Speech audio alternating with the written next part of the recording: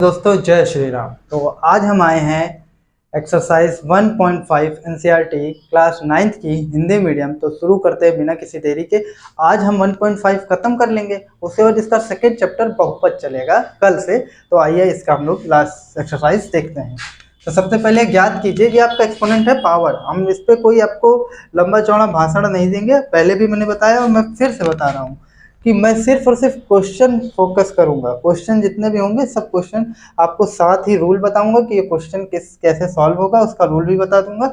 अलग से मैं रूल अभी नहीं लिखवाऊंगा। आप लोग के कमेंट्स आते हैं, आप लोग बोलते हैं कि इसके रूल के साथ सब पहले देखिए।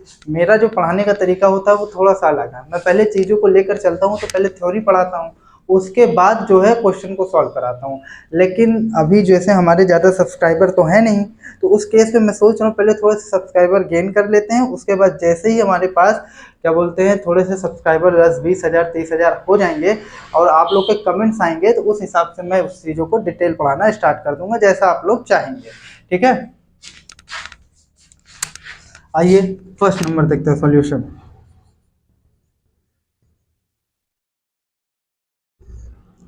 ये बताइए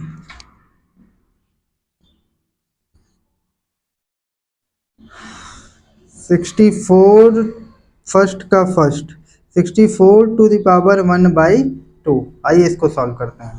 तो इसको आप लिख सकते हैं 8 टू द पावर 2। भाई 8×8 = 64 और पावर 1/2। अब देखिए 2 से 2 कट गया तो क्या बचा, 8 बचा। यही आपका क्या हो जाएगा, आंसर हो जाएगा। फर्स्ट हो गया। अब सेकंड देखिए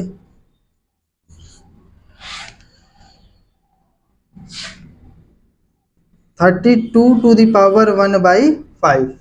अब अगर आप समझेंगे, थोड़ा मन की आंखों से देखेंगे, तो ये देखिएगा 2 दूनी 4, 4 दूनी 8, 8 दूनी 16, 16 दूना 32, यानी 2 की घाते 5। तो इसको हम लोग कर देंगे 2 की घाते 5 और पूरे की घाते 1/5। अब ये 5 से 5 कट जाएगा, बचेगा क्या, 2। यही आपका आंसर हो गया। तीसरा नंबर 125 की घात 1/3। अब आपको अच्छे से पता है कि 5 का घन होता है, बचा हम 25 और 25 पंचे 125। तो क्या हो जाएगा, 5 की घात 3 और पूरे की घात 1/3। तो 3 से 3 कट गया, कितना आ गया भैया, 5। अब आइए सेकंड नंबर 9 की घाते 3/2। सेकंड का फर्स्ट 9 की घाते 3/2। इसकी बात करें अगर आप, तो ये हो जाएगा 3 की घाते 2, 3 त्रिका 9, पूरे की घात 3/2। तो 2 से 2 जाएगा कट। अब ये बचेगा 3 की घात 3, 3 की घात मतलब 3 का गुणा 3 बार, 3 त्रिका 9, 9 त्रिक 27। तो ये कितना हो गया, 27 हो गया आपका, बड़े प्रेम से। अब नेक्स्ट क्वेश्चन है आपका 9 की घाते 3/2। हाँ ठीक है, मुझे लगा कि क्वेश्चन मैंने छोड़ दिया, लेकिन ये सेकंड का है ना, ठीक है। सेकंड वाला 32 की पावर 2/5। तो अब ये हो जाएगा, आपको अभी अभी पीछे वाले क्वेश्चन में पता है कि 2 की पावर 5 और होल टू दी पावर 2/5, मतलब पूरे की घात 2/5। अब ये 5 से 5 कट जाएगा, ये 2 की घाते हो जाएगा मेरे प्यारे बच्चों 4, 2 दूनी 4। तीसरा है आपका 16 की घाते 3/4।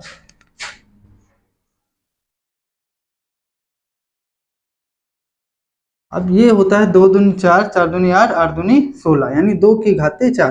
पहली बात तो कोशिश ये करेंगे कि जितनी घात नीचे हो उतनी घात अगर ऊपर बन जाती है तो मेरा फायदा है। क्या फायदा है भैया, कट जाएगा और कैलकुलेशन में हमारा इजी होगा। तो पहले हम वही बनाने की कोशिश करते हैं, नहीं बनता तब जो भी बनता है उसको बना बना के इधर उधर करने की कोशिश करते हैं। तो आइए, यहाँ पर इस चैप्टर में हमसे बन जा रहा है, हम बिल्कुल बनाएंगे।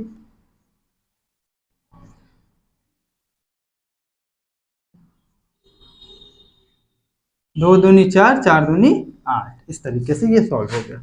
नेक्स्ट फोर्थ नंबर 125 की घात -1/3। अब आपको ये पता है कि ये 5 का घन होता है, तो 3 लिखिए, -1/3 लिखिए और 3 से 3 शहीद कर दीजिए और यहाँ पर हो जाएगा 5 की घात -1 यानी 1/5। कभी भी घात अगर ऊपर माइनस में लिखे तो उसको नीचे लाएंगे तो पावर हमेशा प्लस हो जाएगी और ऊपर ले जाएंगे तो पावर वापस माइनस हो जाएगी, मतलब जो भी चिन्ह रहेगा उसका अपोजिट हो जाएगा। ठीक है, अब आइए तीसरा और आज का आखिरी क्वेश्चन, 2 की घात 2/3 और 2 की घात 1/5। एक बहुत ही फेमस फॉर्मूला है कि अगर दो धनात्मक संख्याएं हैं या कोई दो वास्तविक संख्याएं और उसकी घात, उसका आधार समान हो तो घातें आपस में क्या होती हैं बच्चों, जुड़ जाती हैं।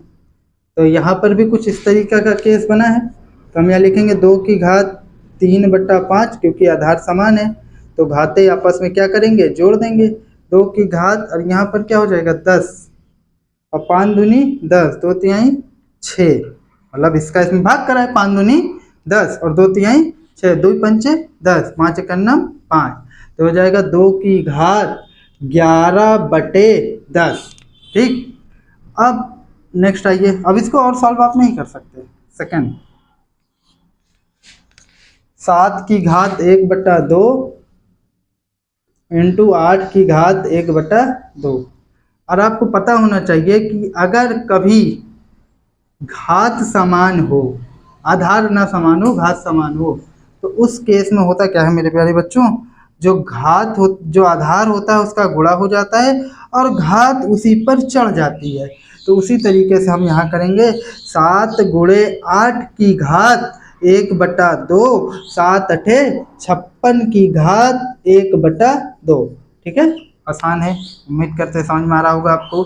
थर्ड नंबर कह रहा है 11 की घात 1/2 और 11 की घात 1/4।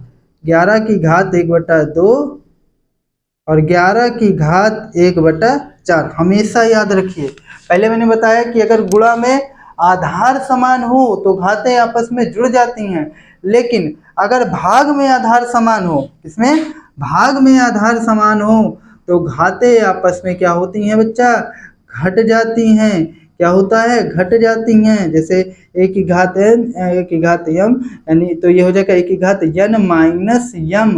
ठीक है, अब देखिए यहाँ पर भाग है और आधार समान है तो 1/2 माइनस घट जाएगा 1/4 हो जाएगा और 11 और यहाँ पर आप लासा ले लेंगे, इसका 4 आएगा, 2 दूनी 4, 2 एक 9। ये मैं मान के चलता हूँ कि लासा आपको आता है।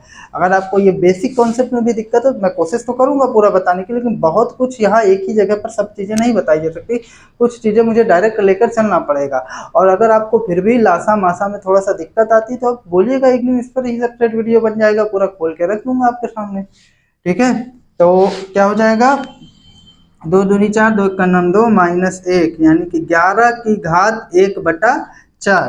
अब ये हो जाएगा 1 2 3। ठीक है, हो गया। अब चौथा नंबर हो गया, क्या चौथा पहले ही बता दिया क्या, मेरे ख्याल से सीक्वेंस में थोड़ा सा मुझसे गड़बड़ी हो गई। बहरहाल क्वेश्चन तो हुआ ही है, ये वाला छूटा हुआ है तो इसको मैं थोड़ा सा आपको बता देता हूँ। फोर्थ नंबर 1/3 की घात 3 और पूरे की घात 7। तो 1 की घात अगर आप 7 करेंगे, देखिए कभी भी याद रखिए कि अगर a की पावर m और ब्रैकेट के बाहर n है तो घात घात का हो जाता है मेरे बच्चों गुणा। घात घात का क्या हो जाता है, गुणा।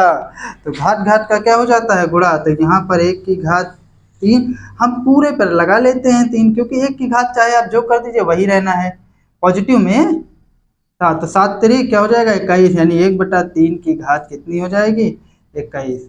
तो उम्मीद करते हैं ये वीडियो आपको पसंद आया होगा। पसंद आया हो तो लाइक कमेंट और सब्सक्राइब कीजिए।